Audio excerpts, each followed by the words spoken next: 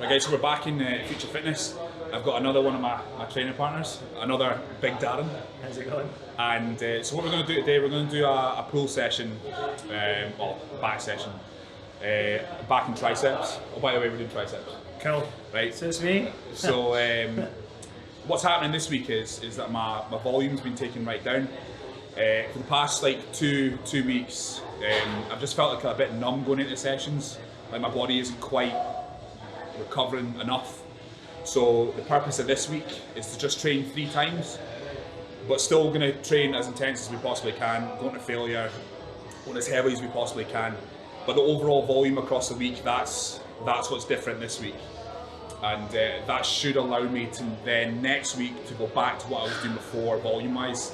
So I don't quite know the numbers or anything on top of my head, but you're probably about half in the volume just for 3 days this week. So I'm just going to crack on that. Again, we're just keeping to the same exercise. You don't switch anything up. Technically this is a deload because it's a volume deload. But we're not going to change anything up in terms of the exercise. We're going to keep it heavy, going to keep it basic exercise that we're always doing in the previous training rotations. So nothing too mental today to watch. Basically, it just it gives you an insight into what guys do when their volume is up here, and then when you have to adjust it to accommodate your energy levels and your recovery. So that's basically what we're going to do today. Perfect.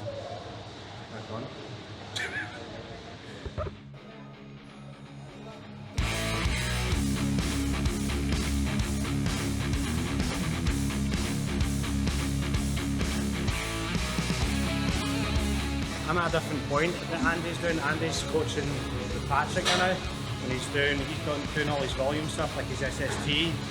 All my volumes like stripped right back, so I'm just doing like very low volume now. We're just kind of building my calories up, so I've just started my off season.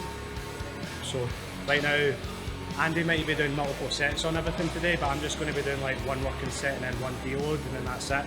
So I'm deliberately keeping my volume like mega low just now. So I'll be doing slightly different to what Andy's doing today, but same exercises.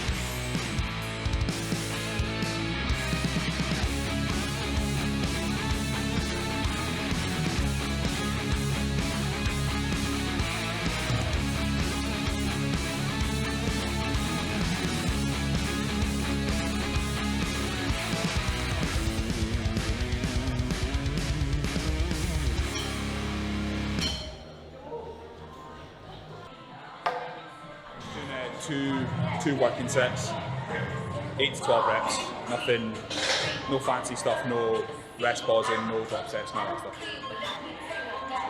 So as you can see, it's not only are we decreasing the volume across the week through lesser sessions, but we're also decreasing the intensity increases as well. So the TUT, rest pauses, all that's gone just for this week, just to kind of get the recovery back up to the speed.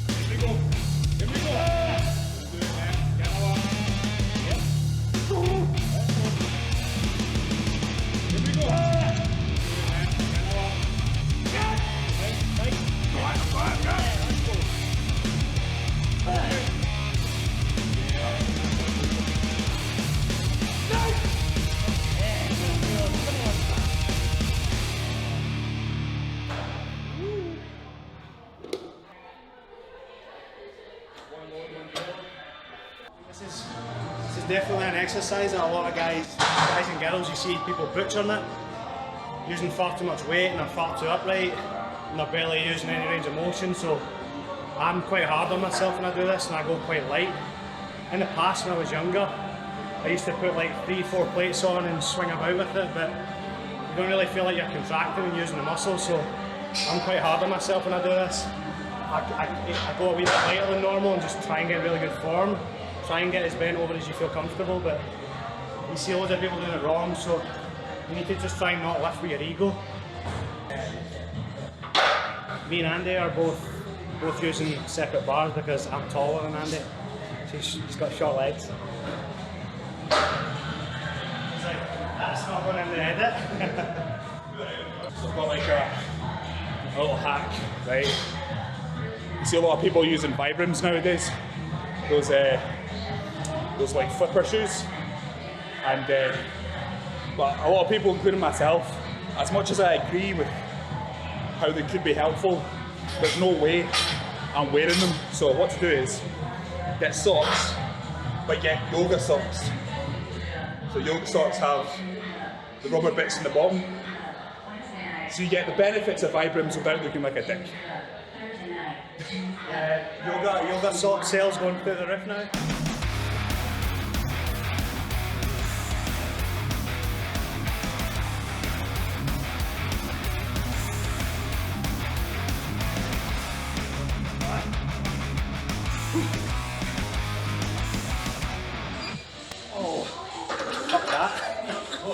Put that in the flippers.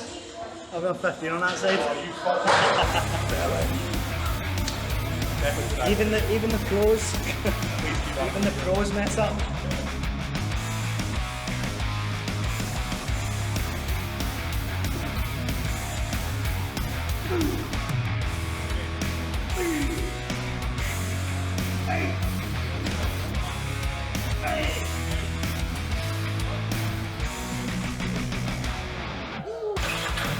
Previous training rotation, I've been doing this first. So top set shows you the difference when you change the exercise order. Sometimes what happens is, like, especially in like busier gyms, you have to accommodate for how busy the gym is, and then have to swap exercises around or switch positions, and then you sometimes notice that people get really frustrated when they have to swap 2 exercises around, but that's just part of it. You're going to obviously be stronger if you've done another one first.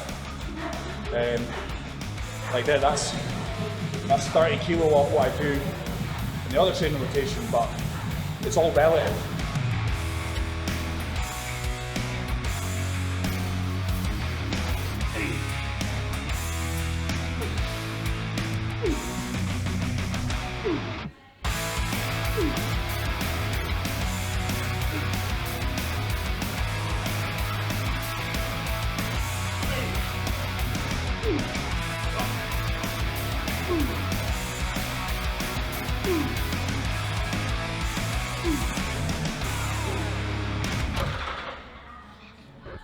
Again, with the hamstring day, I usually start off with deadlifts. I pulled 300 for 4 last time, but I'm not going to go near that with this. Bent over row taxes my lower back quite a bit. Not to the extent where I can't deadlift at all, but that's another thing. Is if I was going to do deadlifts in my back sessions, put them towards the end, because I prefer free weight rowing over machines and pull downs. Therefore, your lower back's going to be pretty fucking taxed. So I'd rather be able to concentrate as much energy and power into those, which I feel are more beneficial for the upper back, lats, and then finish with deadlifts.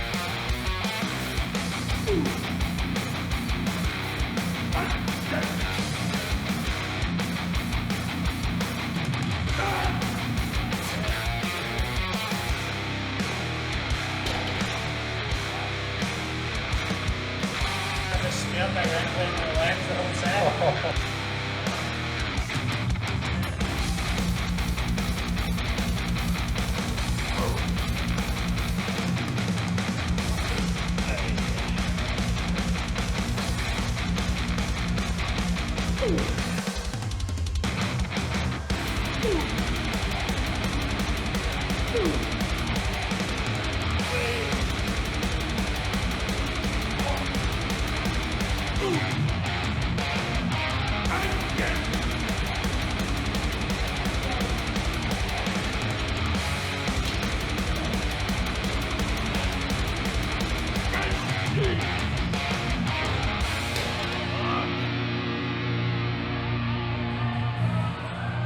lock out that last one.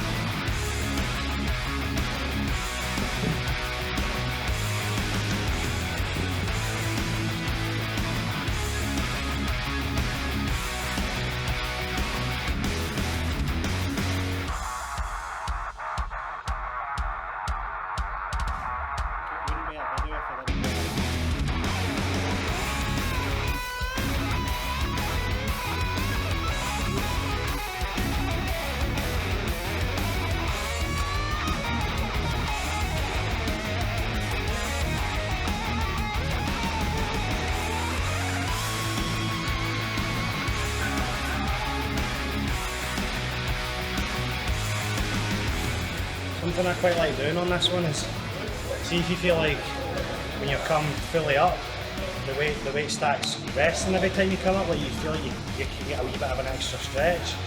Just go down on your knees. You look a wee bit stupid, but who cares? It means you can get a full range.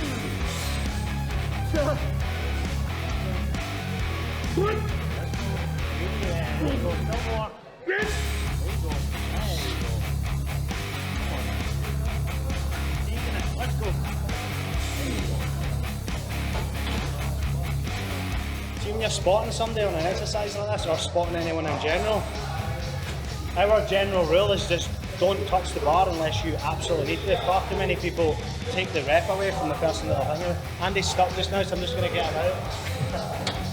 I don't know what Andy would do without me.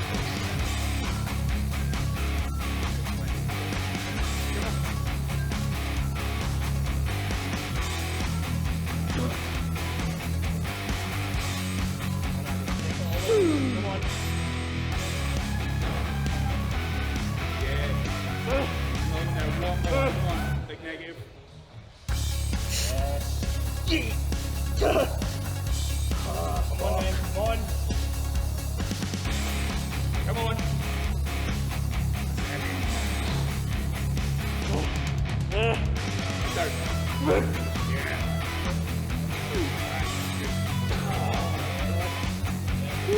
9,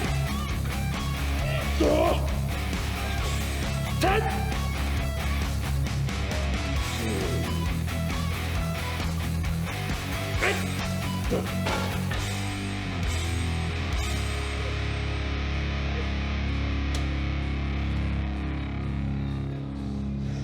So as you saw from that session, everyone kind of deloads differently, and each individual person, their deloads will differ as well throughout the training cycle, throughout the year. So like I said at the start, I'm stripping back the volume this week, but again, as you saw, the intensity, it doesn't drop, it still remains. And then what you would do at the end of that week cycle of training, you would reanalyze and see if you're able to push forward back into what you were doing before volume-wise, or repeating the week, or even decreasing the volume even further. So if I'd done 4 exercises there for back, I might pull it down to 3 and then 2. Deloads they're no one size fits all. I mean, a deload to some people can be a complete week off, complete 2 weeks off, depending on how hard you train. So that gives you an insight into the kind of deload I'm doing. Obviously Darren did his usual back session, but hopefully that gives you an indicator that deload doesn't mean slack off, it just means adjust and put a bit more emphasis on recovery. That's kind of what I planned out to do anyway. Yeah, every deload is going to be different. Yeah. So that gives you kind of an insight into, well, I've done a few videos now where the volume was like up here with SST, full SST training, and then we filmed another where it's kind of in between, where you're taking principles of that, but then still applying it with the low volume loading and the heavy loading. And then you've just seen what I would consider, just now as part of my training, a deload and deload intensity. So hope that was insightful for you, and if you feel like applying it to yourself, apply it to yourself. There we go. Cheers guys.